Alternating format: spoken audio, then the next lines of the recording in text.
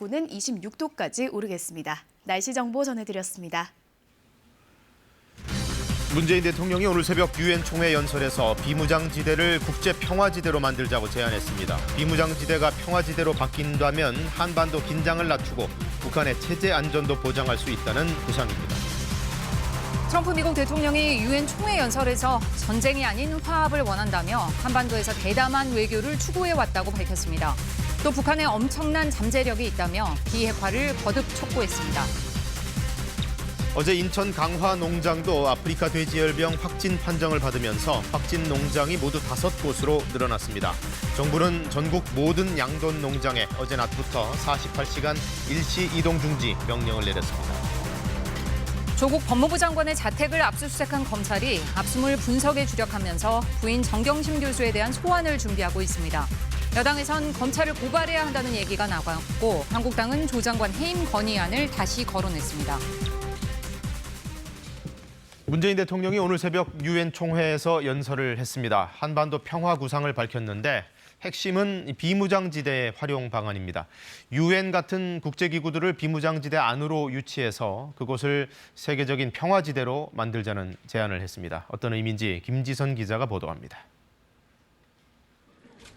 유엔 총회 기조연설에서 문 대통령이 한반도 평화와 관련한 구상을 공개했습니다. 분단의 상징인 비무장지대를 국제평화지대로 만들자는 제안입니다. 모든 회원국들에게 한반도의 허리를 가로지르는 비무장지대를 국제평화지대로 만들자는 제안을 하고자 합니다. 판문점과 개성을 잇는 지역을 평화협력지구로 지정하고 비무장지대 안에 유엔 등 국제기구가 들어와 평화연구, 군비 통제 등의 중심지가 되면 국제적인 평화지대가 될 수 있을 거란 구상입니다. 문 대통령은 특히 비무장지대에 매설된 지뢰 제거 작업에 유엔 기구가 함께 참여하자고 제안했습니다. 지뢰 제거의 투명성과 안정성을 보장할 뿐 아니라 비무장지대를 단숨에 국제적 협력지대로 만들어낼 것입니다. 비무장지대가 평화지대가 된다면 한반도 긴장도 낮출 수 있고 북한이 우려하는 체제 안전에 대한 보장 방안도 될 수 있다는 겁니다. 문 대통령은 남북 간의 평화가 구축되면 비무장지대를 북한과 공동으로 유네스코 세계유산에 등재하는 방안도 추진할 것이라고 강조했습니다. 북미 대화와 관련해선 한반도 상황을 극적으로 변화시킨 건 트럼프 대통령과 김정은 위원장의 결단이었다. 두 정상이 더 큰 걸음을 옮겨달라면서 3차 북미 정상회담 개최를 촉구했습니다. 뉴욕에서 KBS 뉴스 김지선입니다. 네, 그동안 비무장지대를 평화적인 곳으로 탈바꿈시키자는 논의는 수도 없이 많았지만 여전히 긴장감이 해소되지 않은 걸 보면 그 실효성이 부족했다는 반증이기도 합니다. 그래서 이번 제안은 남북미뿐만 아니라 국제사회 전체를 비무장지대 논의의 틀로 끌어들이겠다는 보관이 담겨 있습니다. 말이 아닌 행동으로 안전을 보장하고 국제사회로부터 그 연대 보증을 받아내겠다는 겁니다. 이어서 이병도 기자입니다. 지난해 판문점에서 남북 두 정상은 비무장지대를 평화지대로 만들자고 합의했습니다. 올해 문 대통령은 평화지대로 만드는 주체를 국제사회로 넓히자고 제안한 겁니다. 유엔 주도로 지뢰를 제거해 세계문화유산으로 등재한 뒤 국제기구가 자리 잡음으로써 북한의 안전을 국제사회가 보증하자는 겁니다. 국제평화지대 구축은 북한의 안전을 제도적이고 현실적으로 보장하게 될 것입니다. 동시에 한국도 항구적인 평화를 얻게 될 것입니다. 무엇보다 북한의 안전을 행동으로 보장하겠다는 뜻으로 보입니다. 북한이 핵시설 폐기 등 비핵화 의지를 행동으로 보이더라도 북한의 안전 보장은 약속만 하게 되는 지금까지 구조에서 벗어나겠다는 겁니다. 서로의 안전이 보장될 때 한반도 비핵화와 평화체제를 빠르게 구축할 수 있습니다. 청와대는 비무장지대의 국제평화지대와 구상을 미국과 유엔에는 미리 설명했다고 밝혔습니다. 특히 대북 제재에 저촉이 되는 것 아니냐는 질문에 비무장지대 안에서 지뢰 제거는 이미 하고 있다며 북측에 뭔가 들어가 이득이 돼야 저촉이 되는 것이라고 밝혔습니다. 제재와 관련된 문제 발생 소지가 거의 없다는 겁니다. 오늘 문 대통령의 연설 중 과거 성찰과 자유무역을 언급한 부분은 남북 간 평화가 동북아시아에 영향을 미친다는 것을 설명하기 위해서였을 뿐 일본을 자극하기 위한 것은 아니었다고 청와대는 설명했습니다. 뉴욕에서 KBS 뉴스 이병도입니다. 트럼프 대통령도 같은 장소에서 연설을 했습니다. 역시 북한 문제에 많은 부분을 할애했습니다. 크게 두 가지. 하나는 그동안의 대북 외교 성과를 자찬하는 것이었고 다른 하나는 북한에게 보내는 유화 메시지였습니다. 비핵화로 얻을 수 있는 밝은 미래를 제시하면서 미국도 전쟁의 매듭을 짓고 싶어 한다는 점을 강조했습니다. 워싱턴 금철영 특파원의 보도입니다. 미국은 결코 영원한 적을 믿지 않는다. 미국과 가장 가까운 우방들 중 상당수는 과거 미국의 큰 적들이었다. 과거 적이었던 나라들이 지금 친구가 됐다는 얘기는 북한을 겨냥한 것으로 보입니다. 트럼프 대통령은 자신은 전쟁이 아닌 화합을 원한다고도 했습니다. America knows that while anyone can make war, only the most courageous can choose peace. For this same reason, we have pursued bold diplomacy on the Korean Peninsula. 그러면서 북한의 비핵화가 달성된다면 밝은 미래가 펼쳐질 것이란 언급도 내놨습니다. 새삼스런 말은 아니지만 전례 없이 확고한 어조로 얘기한 것만큼은 분명해 보입니다. I have told Kim Jong-un what I truly believe, that like Iran, his country is full of tremendous untapped potential, but that to realize that promise, North Korea must denuclearize. 트럼프 대통령의 이번 유엔 연설은 적대국에 대한 무력 행사 가능성을 배제하지 않았던 과거 발언과는 차이가 있다는 평가도 나옵니다. 전 세계에 대한 자신의 메시지는 분명하다. 그건 미국의 화합이라고도 했습니다. 트럼프 대통령은 또 미국의 목표는 끝나지 않는 전쟁과 함께 가지 않는 것이다라는 언급도 내놨습니다. 북미 실무 협상을 앞두고 유화적인 대북 메시지를 담았다는 평가가 나오고 있습니다. 워싱턴에서 KBS 뉴스 금철영입니다. 아프리카 돼지 열병이 발생한 지 일주일을 넘긴 현재 확진 농장이 5곳으로 늘었습니다. 정부가 그동안 방역 대책이 완전하지 못했음을 인정하고 지나칠 정도로 방역하겠다고 의지를 보였습니다. 더 강력해진 정부 대책을 김민철 기자가 취재했습니다. 지난 17일 첫 발병 후 경기도에서는 파주 2곳과 연천, 김포로 확진 농장이 늘어났습니다. 곧이어 인천, 강화도까지 농장 5곳에서 돼지가 잇따라 감염됐습니다. 이낙연 총리는 방역이 완전하지 못했다고 반성하며 더 강력한 조치를 취해야 한다고 관계부처를 질책했습니다. 방역이 완전치 못했음을 인정하지 않을 수가 없습니다. 이제 우리 내부의 확산을 막아야 되는 절박한 상황에 내몰렸습니다. 지침을 뛰어넘더라도 단호하고 신속하게 지나치다 싶을 정도로 방역해야 한다고 강조했습니다. 이에 따라 정부는 어제 정오를 기해 전국 모든 대지에 대한 48시간 이동 중지 명령을 내렸습니다. 엄중한 상황임을 인식하며 이후 사안에 따라 지역별로 일시 이동 중지 명령을 연장하는 것도 검토하겠습니다. 경기 북부 6개 시군에 한정돼 있던 중청 관리 지역을 경기도와 강원도, 인천광역시 전역으로 확대했습니다. 이 지역들은 다시 4개의 권역으로 분류돼 앞으로 3주간 돼지와 가축 분뇨의 이동과 반출은 권역 안에서만 가능합니다. 정부는 북한 접경 14개 시군과 하천도로를 집중 소독하기로 했습니다. 14시간만 운영되었던 거점 소독 지역 내 통제 초소도 24시간 쉬지 않고 비상 운영하기로 했습니다. KBS 뉴스 김민철입니다. 네, 어제로 벌써 확진 농장들이 5개로 늘었지만 아직까지 감염 경로, 원인 모두 확인이 안 되고 있습니다. 그래서 저희 KBS가 확진 판정받은 5곳의 공통점을 한번 분석해 봤는데 분명한 특징이 있었습니다. 감염 경로를 파악할 수 있는 단서가 될지 손은혜 기자가 짚어봤습니다.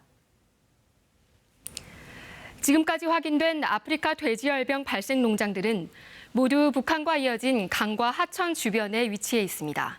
발병이 확인된 파주 농장을 볼까요? 임진강과 500여 미터, 북한과 10km 정도 거리에 떨어져 있습니다. 역시 파주의 또 다른 확진 농장입니다. 국내에서 처음으로 발병이 확인된 곳인데 오두산 통일전망대에서 직선거리로 5.2km 떨어져 있습니다. 두 번째로 발병한 연천농장도 북한과 이어진 삼이천에서 불과 1km가량 거리에 있습니다. 한강 이남에서 처음으로 확진 사례가 나온 김포의 양돈농장도 임진강과 한강이 만나는 합류부와 멀지 않습니다. 10km 정도 떨어진 곳입니다. 인천 강화농장은 5번째 확진 판정이 난 곳인데 한강을 사이에 두고 북한과 7에서 8km가량 떨어져 있습니다. 양돈 농장들의 이 같은 지리적 공통점 때문에 남북한을 가로지르는 강과 하천이 감염의 통로가 됐을 가능성이 상당히 높은 상황입니다. 정부는 임진강과 한강 하류부에 물을 떠서 바이러스 오염 여부를 검사하고 있습니다. 북한에서 돼지 부산물이나 분유 등이 흘러나왔는지도 계속 주시하고 있습니다. KBS 뉴스 손은혜입니다. 네, 방금 보신 공통점 말고도 네 곳의 확진 농장들에서는 한 가지 더 연관성을 찾을 수 있었습니다. 첫 번째 확진 농장을 오간 차량이 다른 3곳의 농장들도 드나들었는데 혹시라도 감염이 축산 차량을 통해서 이루어졌다면 다른 지역으로도 바이러스가 퍼질 가능성이 있겠죠. 당국이 차량을 포함해서 다양한 감염 경로들을 주목하고 있습니다. 이 부분은 박효인 기자가 알아봤습니다. 맨 처음 확진 농장을 오간 차량이 두 번째, 세 번째, 네 번째 확진 농장에도 다녀간 것으로 확인됐습니다. 축산 차량을 통해 바이러스가 옮겨갔을 가능성이 높은 겁니다. 차량이 원인이라면 단시간에 전국 방방곡곡을 누빌 수 있어 큰일입니다. 정부는 그러나 역학관계를 단정짓기는 아직 어렵다고 밝혔습니다. 중복으로 이 역학이 있는 농가, 이게 한 42농가 정도 있습니다. 아직은 결정적인 그런 역학 원인을 발견하지 못했다. 야생 멧돼지에 의한 감염 가능성도 원인 중 하나로 거론되는 가운데 발병 지역 인근 주민들은 고양이나 들개 등 농장을 마구 드나드는 야생동물도 경계하고 있습니다. 들개가 돼지 사료를 먹잖아요. 먹으러 다니는데 들개가 뭐 먹을 게 없단 말이에요. 지금 먹을 게 없으니까 뭐 아무데라도 다 들어가지. 정부가 일단 전국 돼지 이동을 멈춰놨지만 원인 파악이 계속 늦어지면 효과적인 방역을 기대하기 어렵습니다. 우리보다 앞서 5월에 발병한 북한의 경우 이미 걷잡을 수 없게 병이 퍼진 것으로 전해졌습니다.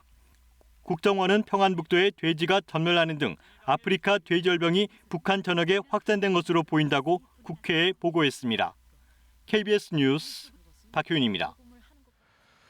네, 추가 확진 소식이 없는 동안은 방역이 잘 되나 싶었지만 결과적으로 아니었습니다. 정부는 기존보다 더 강력한 대책을 들고 나왔는데 앞으로 며칠이 관건일 것 같습니다. 취재 기자와 함께 더 자세한 얘기를 나눠보겠습니다. 전효정 기자, 정부가 기존에 해왔던 방역 정책보다 훨씬 더 강도 높은 대책을 들고 나온 거죠? 네, 그렇습니다. 우선 이동 제한과 매몰 조치 그리고 방역 작업과 소독 작업이 있습니다. 근데 이 조치들을 정부가 한층 더 강화한 건데요. 우선 이동 제한 조치의 경우에는 어제 김포 농가에서 확진 판정이 나온 이후 낮 12시부터 48시간 동안 이동 중지 명령이 내려졌습니다. 네. 이동 중지는 돼지 농장과 도축장 등 관련 시설에서 이제 돼지와 사람, 차량 등의 출입을 엄격히 통제하는 조치입니다. 당초 경기도와 인천, 강원 지역을 대상으로 했는데 이번에 전국으로 확대됐습니다. 또 권역 밖으로의 돼지 이동 등을 금지하는 중점 관리 지역도 확대됐는데요. 당초 경기 북부 권역에 한정됐던 중점 관리 지역이 경기와 인천, 강원으로 확대됐습니다. 그리고 지금 매몰 작업도 진행되고 있는데 이 매몰이라는 게 보통 일이 아니죠? 네, 그렇습니다. 이 아프리카 돼지열병의 경우에는 백신과 치료제가 없기 때문인데요. 따라서 전염병 확산을 막기 위해서는 예방적으로 매몰 처분을 할 수밖에 없는 상황입니다. 연이어 확진 판정이 나오면서 초기 확진 농가에 대해서는 매몰 작업이 마무리됐지만 나머지 농가에서는 아직도 진행 중입니다. 네. 일단 돼지들을 질식시킨 이후에 매몰지로 가서 묻는 방식인데 이렇게 많은 돼지를 짧은 시간 안에 묻는 것이 상당히 어려운 작업이어서 방역 당국도 어려움을 겪고 있고 또 애써 키운 돼지를 묻어야 하는 농민들의 그 심리적 고통이 만만치가 않습니다. 네, 그리고 지금 논란거리가 하나 있던데 김포 확진 농가의 경우에는 처음에 음성 판정이 나왔다가 나중에 다시 확진 판정이 나왔어요. 왜 그런 거죠? 네, 그렇습니다. 이 부분이 상당히 논란거리입니다. 확진 판정을 받은 경기 김포시 농가는 지난 20일 실시했던 돼지 체열 정밀 검사에서는 음성 판정을 받았기 때문입니다. 예. 그러나 불과 사흘 만에 이곳이 다시 확진 판정을 받으면서 이 예찰 검사의 신뢰성에 문제가 있는 것이 아니냐 이런 이야기도 나오고 있습니다. 네.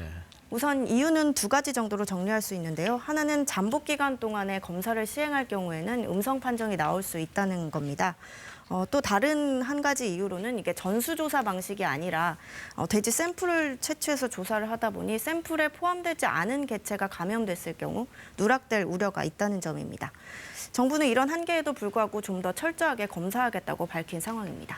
그리고 이게 당초에 북한에서 유입됐을 가능성이 자꾸 제기되고 있는데 이쯤 되면은 이 공동 방역 작업이라도 좀 해야 되는 거 아닌가요?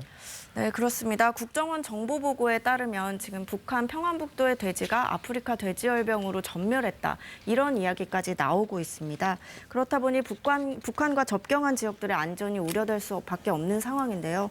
따라서 우리 정부는 북한 측에 공동 방역을 계속 요청하고 있기는 하지만 아직 진척은 없는 상황입니다. 자, 우리 국민들은 일상생활 속에서 어떤 것들을 좀 조심하셔야 될까요? 네, 일단 지금 할 수 있는 조치로는 축산농가 도축장 등에 내려진 그 이동 제한 조치를 철저히 지키는 등 방역 수칙을 잘 지키는 겁니다. 또 의심 동물이 발생할 경우에는 방역 당국에 신속하게 신고를 하셔야 합니다. 하지만 누누이 말씀드린 대로 이 돼지열병이 사람을 상대로는 감염되지 않기 때문에 최선을 다해 방역을 하되 너무나 불안감을 갖거나 공포심을 갖는 것은 피하셨으면 좋겠습니다. 네, 철저히 대응을 하되 또 냉정한 자세를 견지하는 것이 필요하겠습니다. 오늘 말씀 잘 들었습니다. 사건 사고 소식입니다. 경기 김포의 플라스틱 제조 공장에서 오늘 새벽 큰 불이 났습니다. 또 경기 광명의 단독주택에서도 불이 나 한 명이 다쳤습니다. 허효진 기자입니다. 건물이 빨간 화염에 휩싸였습니다. 소방대원이 물을 뿌려보지만 불길은 잦아들 기미가 보이지 않습니다. 오늘 새벽 1시 반쯤 경기 김포시 월곡면의 한 플라스틱 제조 공장에서 불이 났습니다. 이 불은 공장 3개동과 천막 가건물 3개동을 모두 태웠습니다. 공장에는 샌드위치 패널과 플라스틱 등 가연성 물질이 많아 피해 규모는 더 늘어날 것으로 보입니다. 아직까지 이 불로 다친 사람은 없는 것으로 확인됐습니다.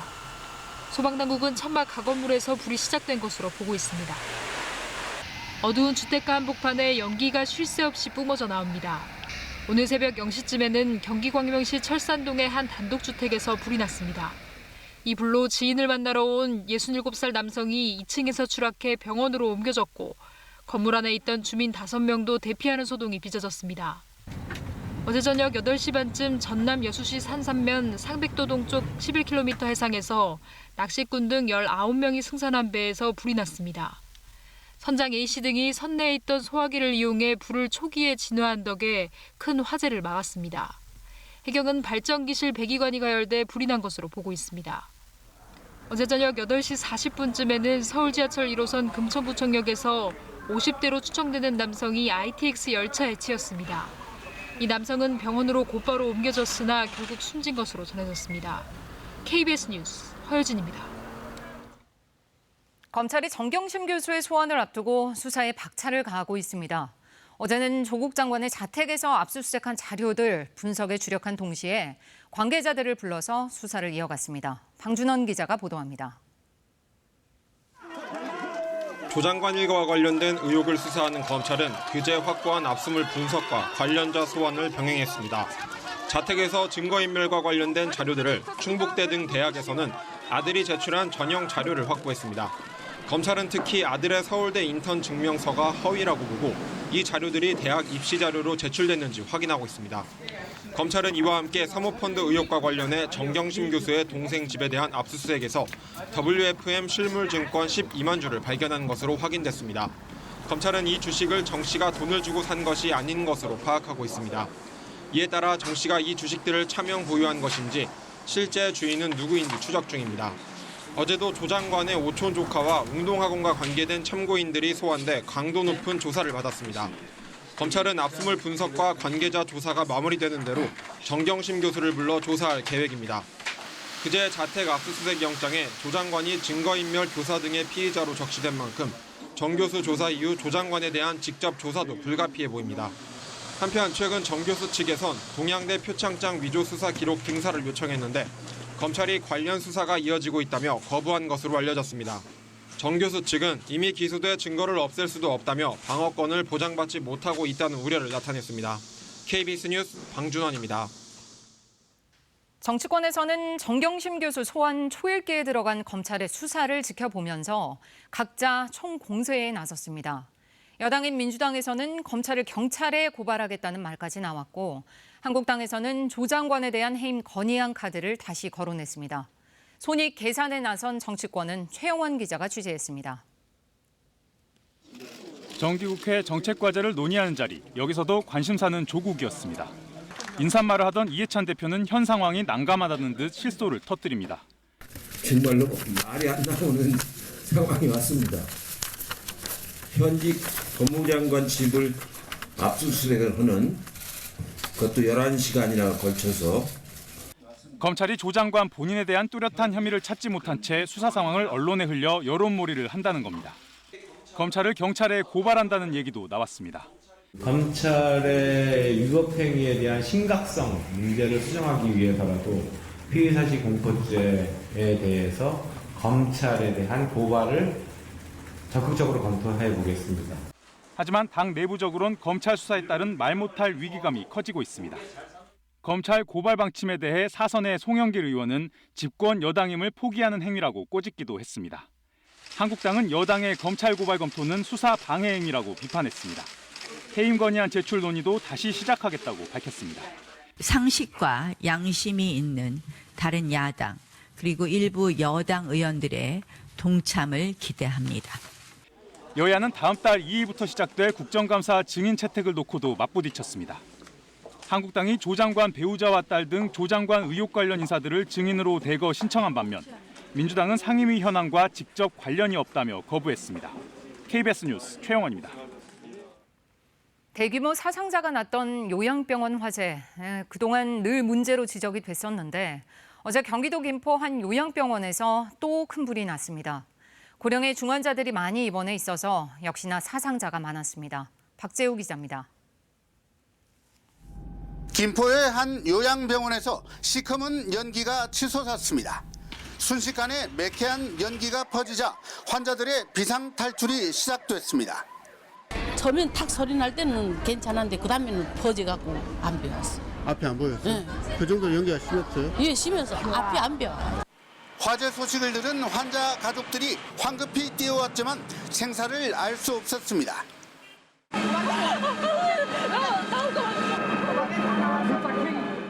소방대원들은 연기를 완전히 빼내기 위해 4층 유리창을 모두 제거했습니다.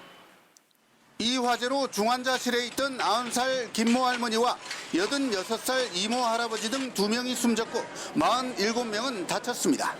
이 가운데 8명은 중환자여서 추가 인명 피해도 우려됩니다.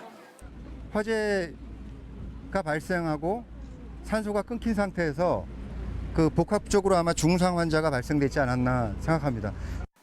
구출된 환자들은 12개 병원에 분산돼 치료를 받고 있고 병원 관계자 등 100여 명도 긴급 대피했습니다. 또 대규모 요양병원 화재 피해가 나면서 지난해 47명이 숨졌던 밀양 세종병원 화재로 강화된 소방 점검을 무색해하고 있습니다. KBS 뉴스 박재우입니다. 오늘도 아침과 낮의 기온 차이가 10도 이상 크게 벌어집니다. 오늘 서울의 아침 기온 14.8도로 출발해서 한낮에는 27도까지 오르면서 다소 덥겠습니다. 당분간 늦더위는 계속될 것으로 보입니다. 특히 내일은 서울 낮 기온이 28도까지 오르면서 오늘보다 더 덥겠습니다. 일교차가 크게 벌어지는 만큼 환절기 건강관리 잘해주셔야겠습니다. 현재 내륙 지역으로는 안개가 짙게 끼어 있습니다. 보이는 가시거리가 110m까지 좁혀져 있고 그 밖의 지역에서도 가시거리가 1km가 채 되지 않는 지역이 많습니다. 출근길 이동하실 때 안전하게 운전하셔야겠습니다. 안개가 점차 걷히면서 맑은 하늘이 드러나겠고요. 오후에는 구름이 조금 끼겠습니다. 현재 기온은 서울이 15도, 대전 13도 가리키고 있고 세종은 10.2도, 대구는 12.8도까지 떨어져 있습니다. 한낮에는 대구가 26도, 서울 27도까지 오르면서 일교차가 크게 벌어지겠습니다. 날씨 정보 전해드렸습니다. 화성 연쇄살인으로 분류된 사건들이 발생하기 전에도 수법 등이 유사한 성폭행 사건이 화성 일대에서 여러 건 있었던 사실이 확인됐습니다. 얼마 전에 용의자로 지목된 이모 씨가 군대에서 제대한 이후부터 1차 살인 사건이 발생하기 전까지의 기간에 해당합니다. 경찰이 그의 여죄 가능성을 의심하는 이유입니다. 오현태 기자입니다. 경기도 화성시 병점역 인근입니다. 1986년 2월 이 근처 야산에서 성폭행이 있었습니다. 20대 중반 남성이 20살 여성을 흉기로 위협해 성폭행한 뒤 피해자 옷으로 재갈을 물리고 결박한 겁니다. 이러한 성폭행은 이 무렵 7건이나 일어났습니다. 화성 연쇄 성폭행이라 부를 만한데 범행 시기와 장소, 방법 등에서 연쇄살인과 깊은 연관이 있다는 게 전문가 분석입니다. 연쇄 성폭행 발생 시기는 연쇄살인 유령 용의자 이모 씨의 군제대 이후부터 1차 연쇄살인 발생 전까지입니다. 화성 연쇄살인 발생 장소와 멀지 않은 곳에서 일어났습니다. 스타킹으로 결박하거나 속옷을 머리에 씌우는 등 연쇄살인과 똑같은 수법의 사건도 있습니다. 이 씨가 연쇄 성폭행도 저질렀을 가능성을 크게 봐야 할 대목들입니다. 오직 그 범인이 독특한 자기만의 성적 환상을 충족시키기 위한 그런 그 서명행위, 즉 시그니처라고 하는 것들이 있는데요. 이런 것들을 비교 분석을 해서 거기에서 많이 일치가 된다면 동일 범위에 의한 범행으로 우리가 추정을 해도 크게 무리가 없다라고 봅니다. 일반적으로 연쇄살인범들은 다른 범죄를 저지르다 범행 강도가 강해져 살인에 이르는 것으로 알려져 있습니다. 30년 전 당시 수사팀은 연쇄 성폭행과 연쇄살인의 연관성을 조사하지 않은 것으로 전해졌습니다. 이 씨의 여죄가 있을 가능성이 속속 제기됨에 따라 경찰은 범죄심리 분석 요원 6명을 추가 투입해 연쇄살인 전후 유사 범죄를 분석하고 있습니다. KBS 뉴스 오현태입니다. 미국 정치권에서 트럼프 대통령에 대한 탄핵 얘기가 다시 등장하고 있습니다. 야당인 민주당에서 꺼내든 건데 발단은 트럼프 대통령과 젤렌스키 우크라이나 대통령과의 전화통화 의혹입니다. 대체 무슨 내용이길래 이것이 탄핵설로까지 비화되고 있는 건지 워싱턴에서 서지영 특파원이 설명드립니다. 지난 7월 25일 미국과 우크라이나 대통령 간 통화가 결국 탄핵론을 재점화시켰습니다. 트럼프 대통령이 젤렌스키 우크라이나 대통령과의 통화에서 조 바이든 전 부통령 부자에 대한 조사 외압을 행사했다는 의혹. 여기에 조사를 압박하기 위해 참모에게 우크라이나에 대한 원조 중단을 지시했다는 추가 내부 제보까지 이어지면서입니다. 기자회견에 나선 민주당 소속 낸시 펠로시 하원의장은 트럼프 대통령에 대한 공식 탄핵 조사를 추진하겠다고 발표했습니다. Therefore, today, I'm announcing the House of Representatives moving forward with an official impeachment inquiry. I'm directing our 6 committees to proceed with their investigations under that umbrella of impeachment inquiry. 앞서 바이든 전 부통령도 대통령이 의회 조사에 응하지 않을 경우 의회가 탄핵 절차를 시작해야 한다고 주장했습니다. It's an abuse of power. It undermines our national security. It violates his oath of office. And it strikes at the heart of the sworn responsibility of the president. 이에 대해 트럼프 대통령은 어떤 압력도 없었다고 맞섰습니다. 트위터를 통해 역사상 가장 파괴적인 마녀 사냥이라며 보상 또는 대가를 주는 것도 없었다고 주장했습니다. 그러면서 젤렌스키 대통령과의 통화 내용을 공개할 것을 승인했다고 밝혔습니다. 정면 돌파 의지를 분명히 한 겁니다. 트럼프 대통령과 조 바이든 전 부통령. 내년 대선에서 맞붙을 가능성이 큰 두 사람 모두 어떤 형태로든 치명타를 입게 된 상황. 동유럽의 작은 소국에서 워싱턴의 진흙탕 정쟁이 불붙었다. 워싱턴 포스트는 지금의 상황을 이렇게 진단했습니다. 워싱턴에서 KBS 뉴스 서지영입니다. 100일이 넘어선 홍콩 시위가 규모는 줄고 양상은 과격해지고 있습니다. 최근에는 젊은 층을 중심으로 치고 빠지는 식의 시위를 벌이고 있는데 이런 과격 시위는 다음 주 중국 국경절을 앞두고 최고조에 달할 것으로 보입니다. 홍콩 현지에서 최세진 기자가 전해왔습니다. 시위대가 경찰을 향해 깨진 돌을 던지며 저항합니다. 도로에 불이 붙고 경찰은 최루탄 등을 쏘며 강제 해산을 시도합니다. 수천 명 수준으로 시위대는 줄었지만 젊은 층을 중심으로 치고 빠지는 식의 시위가 이루어지면서 갈수록 과격해지고 있습니다. 홍콩 경찰은 지난 주말 일부 시위대가 경찰을 공격하고 총기를 빼앗으려 시도했다고 주장했습니다. Some even desecrated national flags in an attempt to snatch an officer's gun. 이 같은 과격 시위는 다음 달 1일 신중국 건국 70주년 국경일을 앞두고 최고조에 달할 것으로 보입니다. 홍콩 정부와 시위대는 글로벌 광고 시장에서도 맞붙었습니다. 홍콩 정부가 740만 홍콩 달러, 약 11억 원을 들여 이미지 광고에 나선 가운데 시위대는 온라인 모금으로 4배나 많은 3천만 홍콩 달러, 약 46억 원을 모금해 대대적인 반중국 캠페인을 벌이고 있습니다. 독창성과 참신함을 갖춘 시위대 광고는 뉴욕타임스 등 13개국 20개 매체에 게재되면서 홍콩 정부가 전 세계를 상대로 한 여론전에서 밀리고 있다는 분석이 나오고 있습니다. 홍콩에서 KBS 뉴스 최세진입니다. 샤오미가 5G 새 휴대전화를 공개했습니다. 샤오미는 베이징에서 신제품 공개 행사를 열고 앞뒷면이 모두 화면으로 둘러싸인 1억 화소의 미믹스 알파를 공개했습니다. 샤오미 창립자인 레이쥐는 미믹스 알파가 미래 스마트폰의 모습이라고 자찬했는데 가격은 330만 원 정도로 고가품입니다. 경쟁사 휴대전화에 비해 비교적 저렴한 휴대전화도 함께 공개됐는데요. 미 9 프로는 60만 원대로 책정됐습니다. 이집트에서 파라오 귀족과 그의 부인의 미이라가 공개됐습니다. 이 미이라는 람세스 2세 시대의 묘지 관리인이었던 세네젬의 묘에 있던 미이라인데요. 1886년 프랑스 고고학자가 발굴했는데 현재 이집트 고고학자들이 복원 작업을 벌이고 있습니다. 이집트 유물관리당국은 고대 유물에 대한 대중들의 관심을 모으기 위해서 최근 이런 공개 행사를 잇따라 열고 있습니다. 벌써 하얀 겨울을 맞이한 이곳 바로 러시아입니다. 러시아 볼가 지역과 우랄 산맥이 첫눈으로 뒤덮였습니다. 눈을 뜨기 어려울 정도로 눈발이 날리고 건물과 자동차 위엔 눈이 수북히 쌓였는데요. 이 지역에서 눈은 보통 11월에 내리기 시작하는데 올해는 겨울이 일찍 시작됐습니다. 지금 세계는입니다. 일본 전직 총리 중에서도 한국 대법원의 강제징용 배상 판결을 받아들여야 한다고 말했던 사람이 있습니다. 바로 하토야마 전 총리인데요. 이번에 또 일본 정부를 질타하는 발언을 내놨습니다.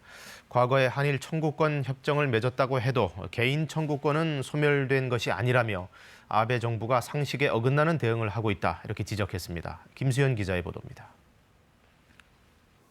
하토야마 전 총리가 강제징용 판결에 대한 아베 정부의 대응에 또다시 쓴소리를 했습니다.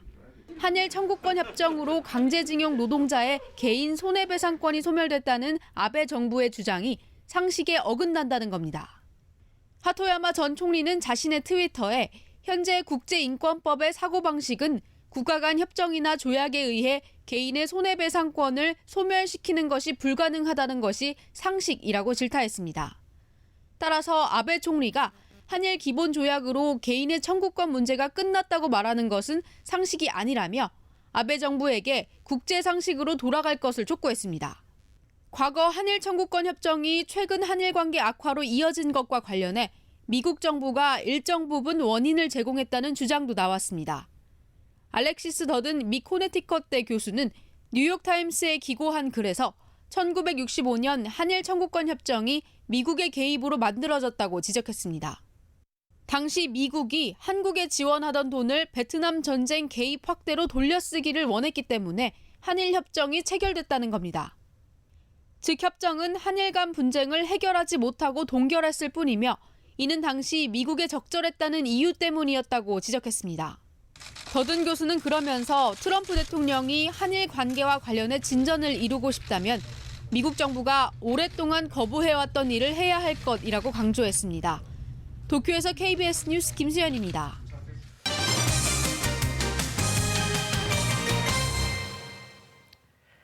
부동산 시장 안정을 위해 정부가 투기 규제책을 내놓고 있지만 다주택자로의 주택 쏠림 현상이 10년 새 더욱 심해진 것으로 나타났습니다.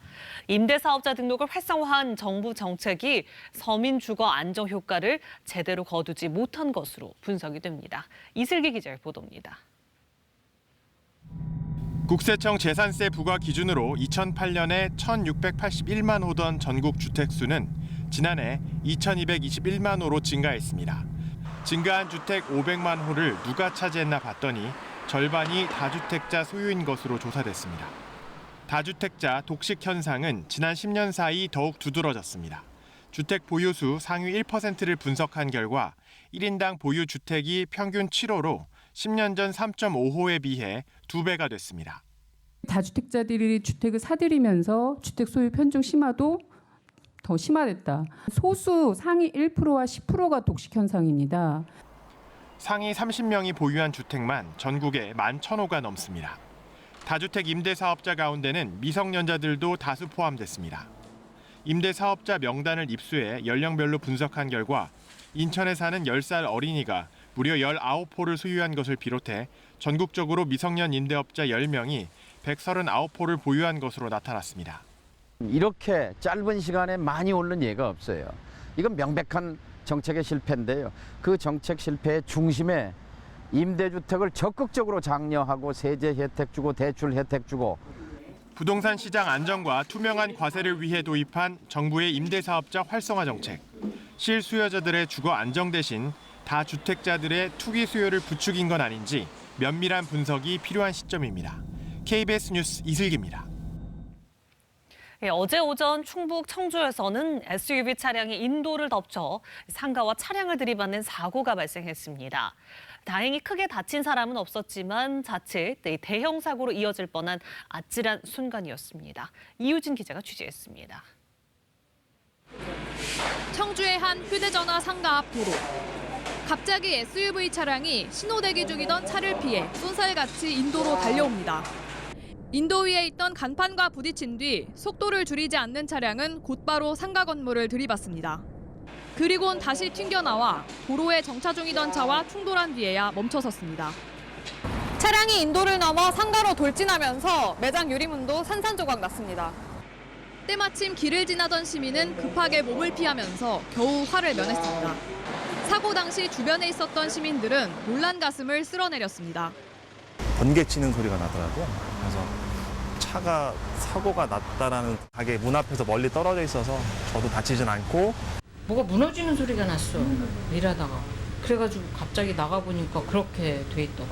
그러니까 차가 그냥 날아가듯이 갔다 그러는데. 경찰 조사에서 운전자 43살 정모 씨는 제동장치가 제대로 작동하지 않아 급하게 방향을 바꾸다 사고가 났다고 진술했습니다. 브레이크 고장으로다 차를 피하다가 인도로 돌진해갖고 그 휴대폰 가게 점포랑 충돌했고 차량 고장 여부에 대해서 아마 수사. 경찰은 차량 고장 여부와 운전 미숙 등 다양한 가능성을 염두에 두고 정확한 사고 경위를 조사하고 있습니다. KBS 뉴스 이유진입니다. 한 아파트에서 이웃 간의 살인 사건이 발생했습니다. 주취 소음으로 인해 자주 갈등을 빚어왔다는 게 주민들의 전원인데요. 가해자에 대해서는 살인 혐의로 구속영장이 신청됐습니다. 제주 안서연 기자의 보도입니다. 그제밤 9시쯤 45살 한모 씨가 이웃인 68살 이모 씨가 휘두른 흉기에 찔려 쓰러졌습니다. 차 맞고 내려와가지고 여기서 쓰러질 거예요. 여기까지 내려와가지고 뉴스에서나 보던 거야. 지금 내 눈앞에서 그런 일이 벌어지니까. 피해자 한 씨는 병원으로 옮겨졌지만 숨졌습니다. 이 씨가 한 씨에게 흉기를 휘두른 장소입니다. 이 씨는 범행 뒤 자택에 있다 출동한 경찰에 의해 긴급 체포됐습니다. 피해자 한 씨와 가해자 이 씨는 아파트 같은 층 옆집 이웃이었습니다. 주민들은 한 씨가 이 씨의 잦은 주취 소음에 항의하며 갈등을 빚어왔다고 말합니다. 4일 전인가 좀 시비가 있었어요. 근데 그때도 그분이 좀 억가신 분이 있었는지 몰라도 뭐 죽이켜 하더라고요. 나이 드신 분이 뭐 그런 말을 장난으로 했겠지 했는데. 사건 발생 직전에도 같은 문제로 아파트 앞에서 말다툼을 하다 주민의 만류로 이 씨가 먼저 집으로 갔고 뒤이어 한 씨가 귀가한 뒤 이 사달이 벌어졌다는 겁니다. 주민들은 이웃 간의 갈등이 살인으로 번졌다며 충격에 빠졌습니다. 그냥 알아도 모를 척 몰라도 모를 척 그냥 벙어리가 되고. 경찰은 이 씨에 대해 살인 혐의로 구속영장을 신청했습니다. KBS 뉴스 안서연입니다. 이 고 박종철 열사 등이 수감됐었던 서울 성동구치소가 곧 역사 속으로 사라집니다. 내년 철거를 앞두고 마지막 모습을 이번 주 시민들에게 공개하기로 했는데요. 이수민 기자가 미리 다녀왔습니다. 두꺼운 담장과 그 위를 둘러싼 가시 철조망. 건물 안으로 들어서자 이중으로 된 철제문이 앞을 가로막습니다. 삼엄한 분위기의 복도를 지나 다시 커다란 철제문을 열고 들어가면 수영자들이 생활했던 방들이 나옵니다. 육동이라고 돼 있는 공간은 이 안에서 생활하다가 혹시 관규를 위반하는 잘못을 하는 사람들을 분류해서 수용하는 그런 곳이었습니다. 3.3제곱미터를 겨우 넘는 독방은 수감자들에게 공포의 대상이었습니다.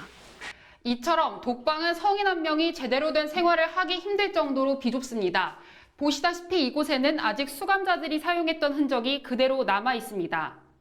1977년 문을 연 성동구치소는 2년 전까지 교정시설로 운영됐습니다. 고 전태일 열사의 어머니가 간첩으로 몰려 1년간 수감됐고 1986년에는 박종철 열사가 학생운동을 하다 옥살이를 했습니다. 2017년 동부구치소로 이름이 바뀌면서 시설은 근처로 이전했고 빈 구치소는 영화 촬영장으로 쓰이기도 했습니다.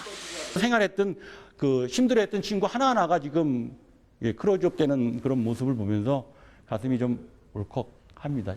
내년 하반기 구치소 철거를 앞두고 이번 주 토요일 구치소 내부 공개 행사도 열립니다.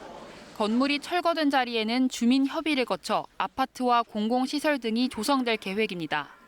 KBS 뉴스 이수민입니다.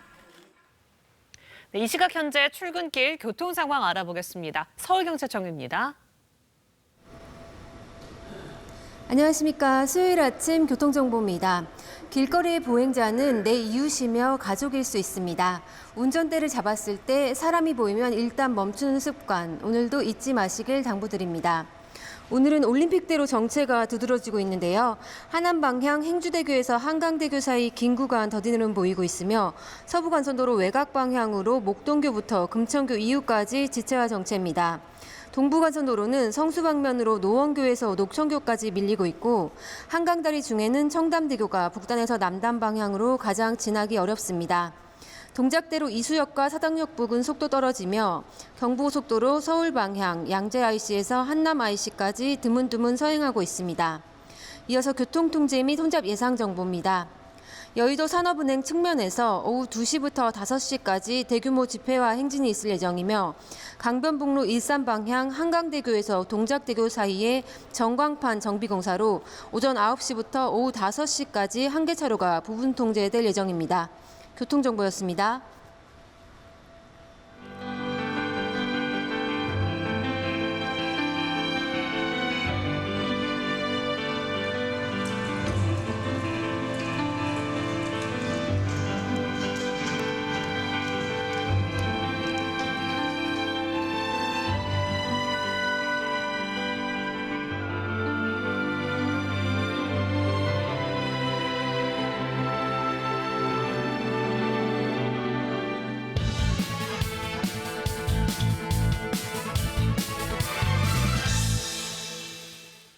한반도 비핵화 시계가 다시 돌기 시작했습니다. 한미 두 정상이 북한의 대화 제의에 긍정적인 메시지로 화답하면서 북미 실무 협상은 조만간 재개될 가능성이 크다는 관측입니다.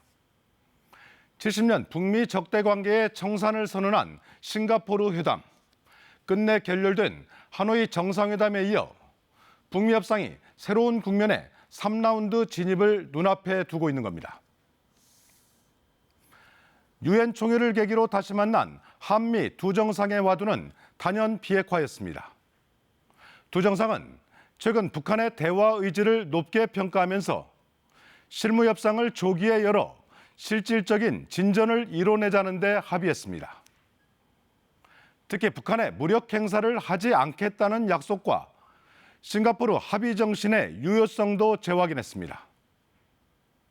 문재인 대통령이 밝힌 전쟁 불용과 상호 안전 보장, 공동 번영의 대북 3원칙도 같은 맥락으로 해석됩니다. 분위기는 일단 긍정적입니다. 북한이 협상 재개 의사를 밝힌 다음 날 트럼프 대통령은 볼턴 국가안보보좌관의 경지를 발표했습니다. 또 북한이 강력 반발해온 리비아식 모델을 사실상 폐기하고 이른바 새로운 방법론을 거론했습니다. 하지만 여기까지였습니다. 트럼프 대통령은 정작 한미 정상회담에서는 이 새 방법론에 대해 말을 아꼈습니다. 3차 북미 정상회담 전망에 대해서도 구체적인 언급을 피했습니다. 일단은 실무 협상의 결과를 지켜본 뒤 다음 단계를 검토하겠다는 신중한 기조로 풀이됩니다. 문제는 시간입니다. 북한은 협상 시한으로 연말을 제시했고 미국 역시 올해를 넘기면 본격적인 대선 국면입니다. 실무 협상에서 세부적인 로드맵 등 구체적인 진전이 없을 경우 자칫 오랜만에 되찾은 기회를 다시 흘려보낼 수 있다는 우려가 나오는 이유입니다. 하노이 회담이 준 교훈은 명확합니다. 서로의 셈법만 고집해서는 아무것도 얻을 수 없고 충분한 사전 협의가 없으면 정상 간 만남도 한계가 분명할 거라는 점입니다. 작은 것 하나부터 합의를 이루고 이를 통해 신뢰를 쌓고 이후 협상의 동력을 살려가야 합니다.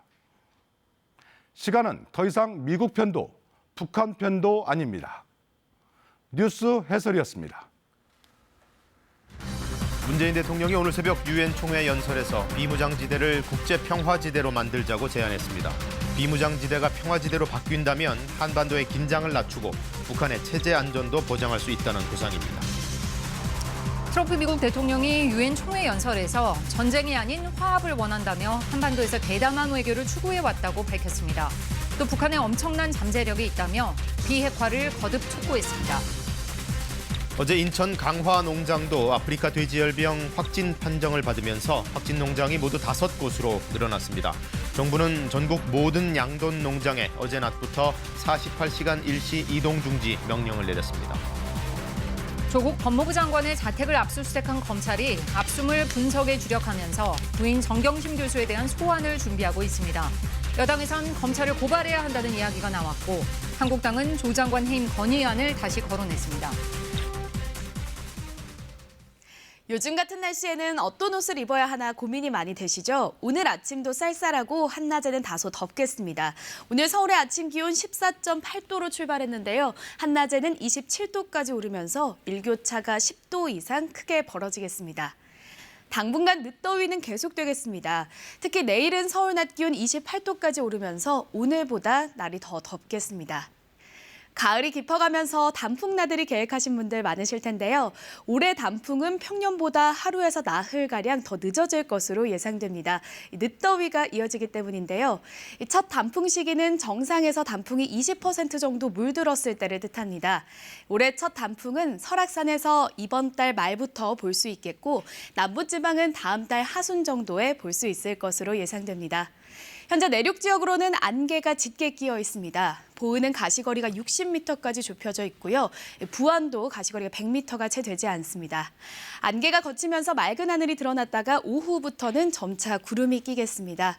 현재 기온은 서울이 14.9도, 안동과 세종은 12도 안팎까지 기온이 떨어져 있습니다. 한낮에는 서울이 27도, 원주와 안동 25도 예상되고요. 대전과 대구가 26도, 광주와 제주는 25도까지 오르면서 어제만큼 덥겠습니다. 바다의 물결은 모든 해상에서 잔잔하겠습니다. 내일은 제주도부터 비가 내리기 시작해서 금요일과 토요일에는 충청과 남부지방에 비 소식이 들어있습니다. 날씨 정보 전해드렸습니다.